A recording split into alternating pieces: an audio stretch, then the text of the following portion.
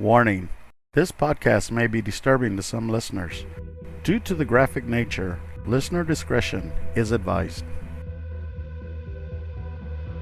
Keep the demon inside me.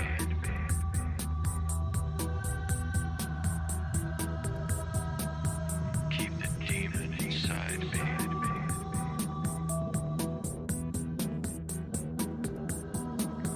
Keep the demon inside me. Welcome from wherever you are. This is The Demon Inside with your host, John Venom. If you want to review a different episode of The Demon Inside, you can find them on Spotify or Anchor. And don't forget to subscribe to this podcast. A new episode will come out every Monday. And now to our show. Keep the demon inside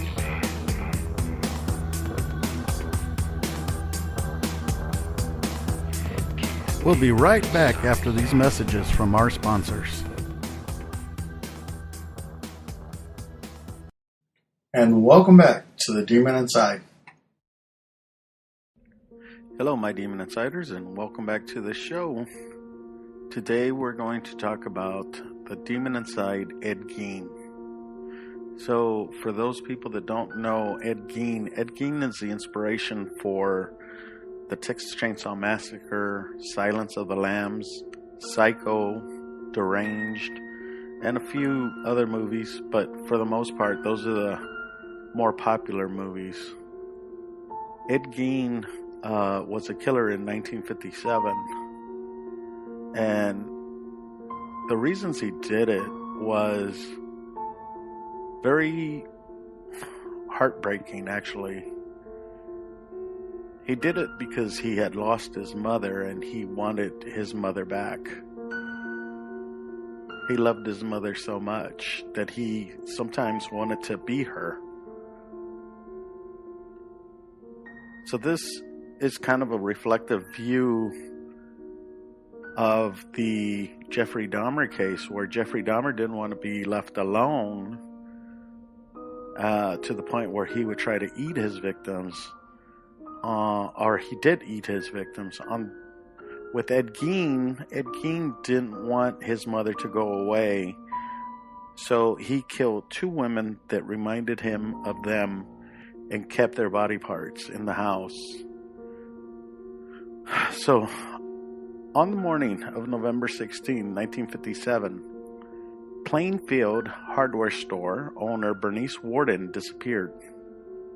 A Plainfield resident reported that the hardware store's truck had been driven out from the rear of the building at around 9:30 a.m. The hardware store saw few customers the entire day. Some area residents believed that this was because of the deer hunting season. Bernice Warden's son, Deputy Sheriff Frank Warden, entered the store around 5 p.m. to find the store's cash register open and bloodstains on the floor. Frank Warden told investigators that on the evening before his mother's disappearance, Gein had been in the store and that he was to have returned the next morning for a gallon of antifreeze. A sales slip for a gallon of antifreeze was the last receipt written by Warden on the morning that she disappeared. On the evening of the same day, Gein was arrested at the Westfield Plain grocery store, and he was taken to the Washoe County Sheriff's Department.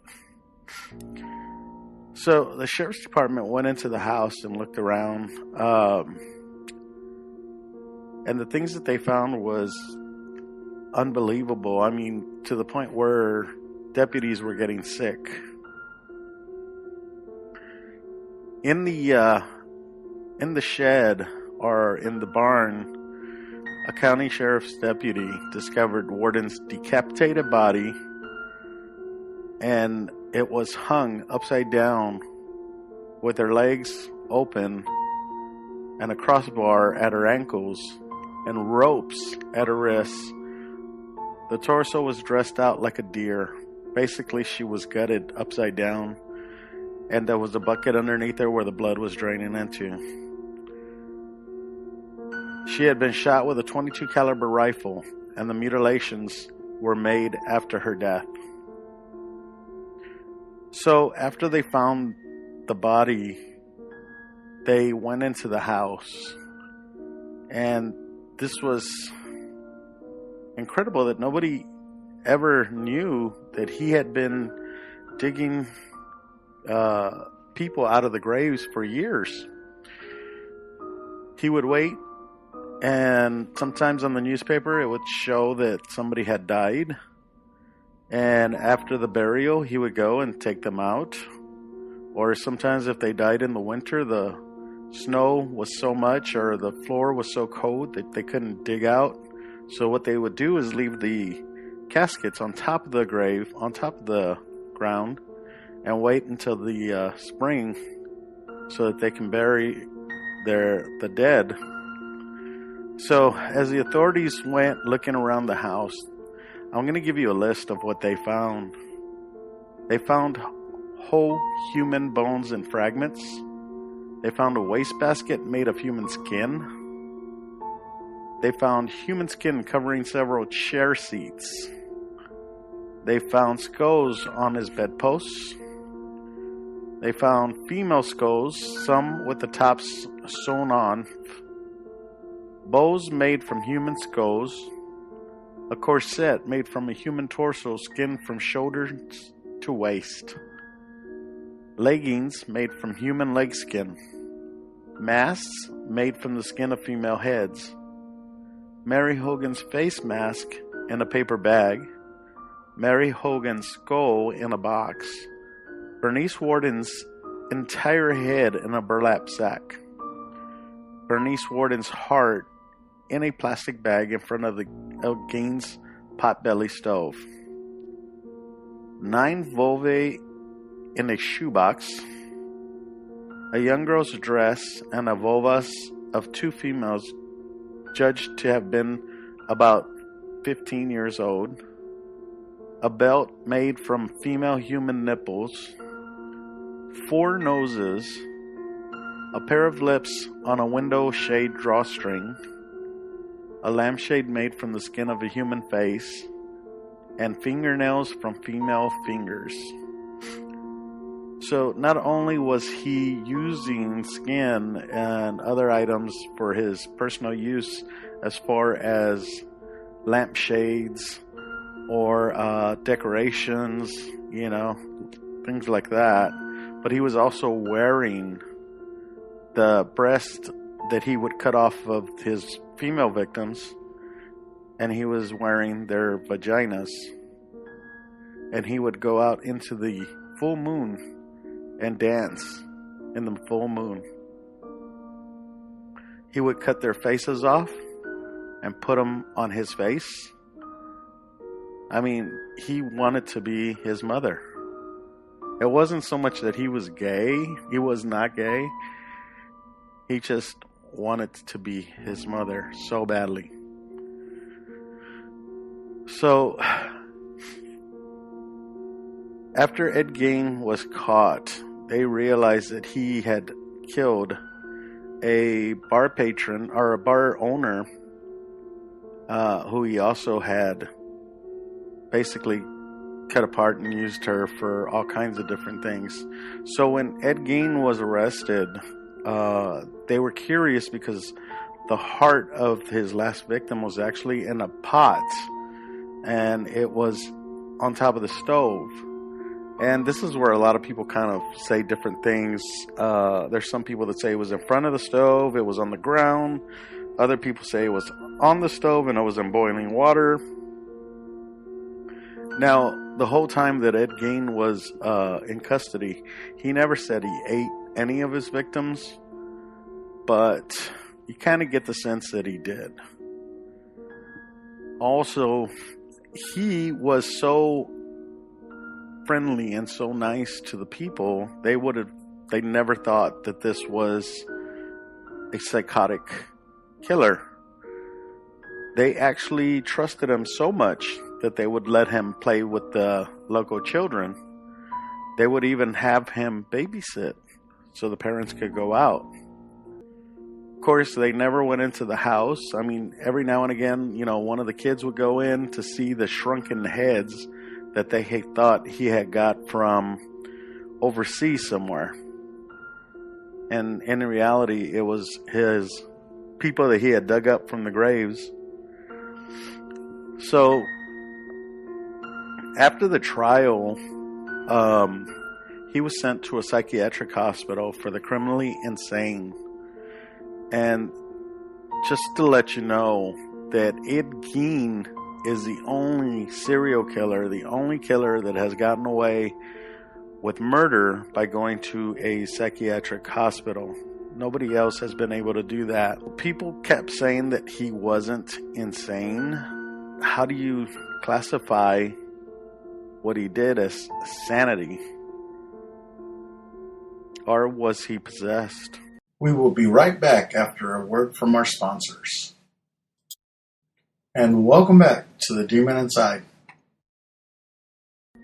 So I remember the first time I had heard about Ed Gein. It was actually from my mother, who was into true crime. This was probably back in 77, 78 maybe.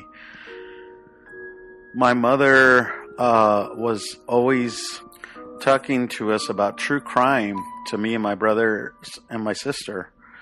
And her sister's best friend, when she was a teenager, or rather when she was in her late teens, she was actually killed by a serial killer.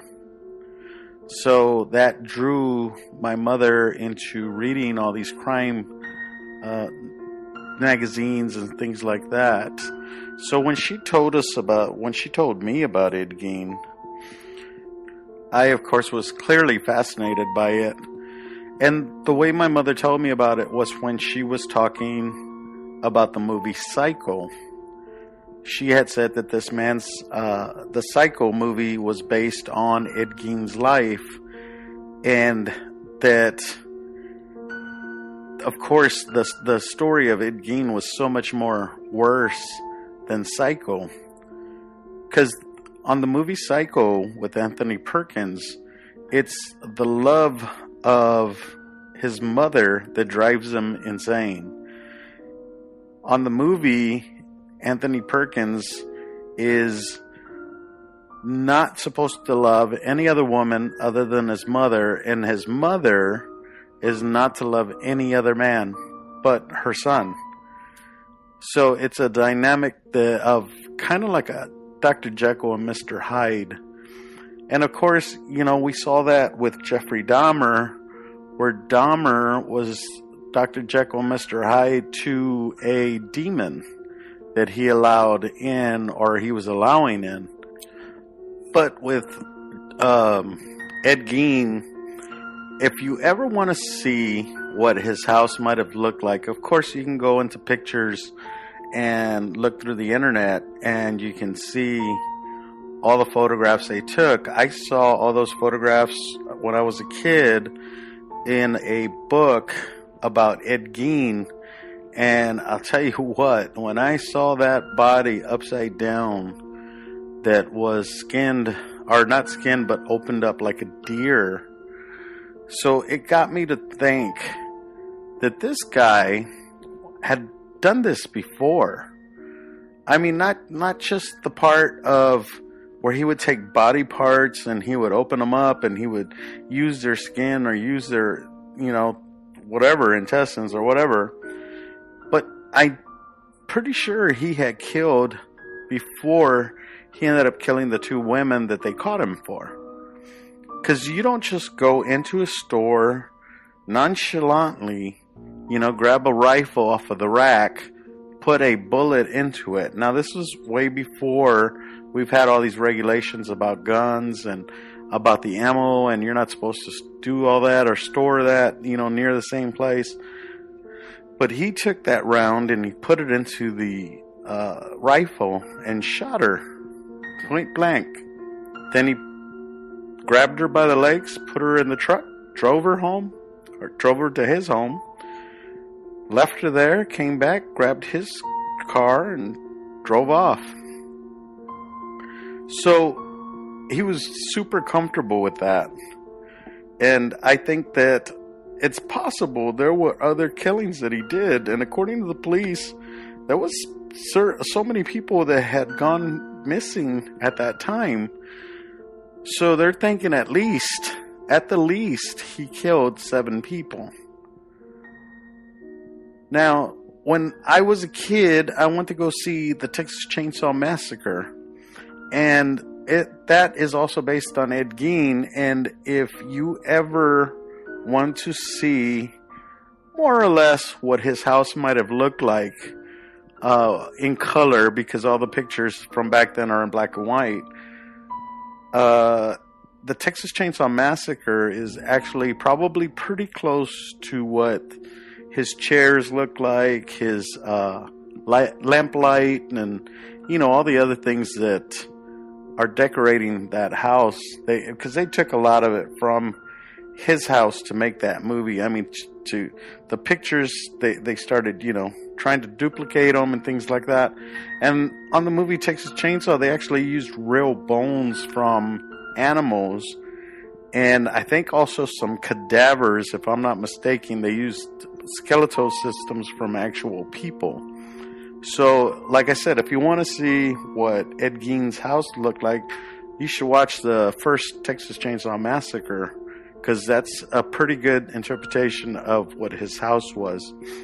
So now I'm going to do something I haven't done in a while. We're going to do the 3 things that I've always talked about on other shows. And it's the logical, the medical, or the spiritual. So the logical part of me, or the logical part of Ed Gein, there really was no logical part to Ed Gein. I mean, he was really sick. He was very mentally ill. His mother, his father, his brother, I mean, all of them screwed him up. And I think he was already screwed up to begin with, and it's just something that happens. So logically, there is no logic to this. Medically, of course, I just said, this poor guy probably lived as a child for his whole life with his mother telling him what to do. And he had no other way of living his life. He never grew up, really. And the only way that he knew he could grow up was to be his mother, who was a grown-up, and to get that power and to be that person, that strong-willed person that she was. Now, the spiritual. So, I do believe there was demons in that house. I'm not sure if they were in him, but I do know that whenever evil is around, demons are around, because they love to watch.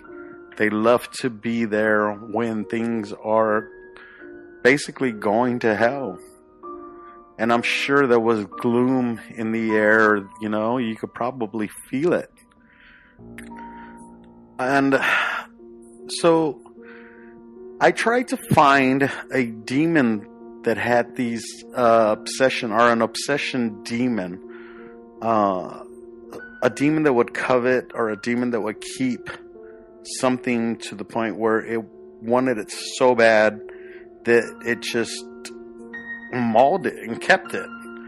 But I couldn't find the name of a demon that would do that. So maybe if somebody finds a name of that demon, they can send it to me at thedemonpodcast@gmail.com and let me know.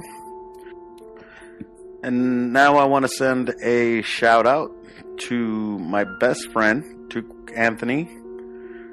Duke Anthony, poor guy. I had him going to the movies with me when we were kids, and we watched the Texas Chainsaw Massacre and probably every horror movie in the 80s. If you get a chance, go to Charlie Bravo in San Antonio. Charlie Bravo is a band that Duke is the leader of and the founder of, and they play really good music here in San Antonio. So if you get a chance, go to his site, listen to some of the music, hit like, as well as with my podcast. Make sure you subscribe to the Demon Inside podcast and hit like, because subscribing and hitting like actually helps me out a lot. I hope that you enjoyed the show, and we will return next week with another episode. And also, don't forget, I started doing a new podcast called If I Was the Killer, where I give you the killer's point of view to some of these cases that I believe somebody else did it. And of course, I don't give any names because they are very publicized. So if you listen to them, you'll know exactly what I'm talking about. I'll make sure of that. And make sure you subscribe to that as well. Remember, I'm on Spotify, I'm on Anchor, I'm on Google. I'm pretty much on everything, even iHeartRadio, which is an amazing leap for me. So if you guys could please support my podcast, subscribe, make sure you hit like, and respond to some of my questions. You know, I put questions out there with a lot of these podcasts, and you're more than welcome to ask questions or answer questions. I have Kane, who's out there, who actually answered some of my questions, and I appreciate that because it makes me feel like I'm not talking to myself, and it actually makes me feel like doing more podcasts. And once again, I'm just letting you know now, I do not know how to get in touch with demons. I don't know who the devil is. I'm not an evil person. I never sold my soul. So please, those of you that keep responding to my Facebook and asking to see a demon, that's not what this show is about, and you probably haven't listened to my show. So knock it the hell out. You're freaking me out. Alright, people. So I appreciate you, my Demon Insiders, for listening, and I will see you next week with a new podcast. Thanks for listening.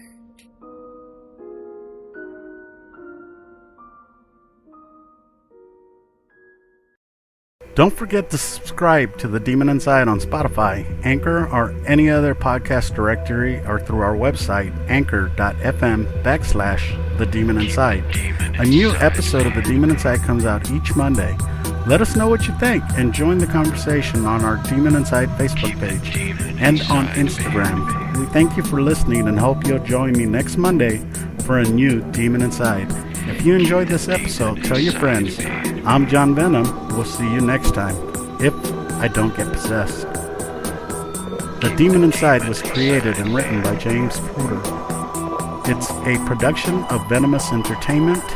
Theme music, Demon Inside, is on the album Conjure One by Reese Folber.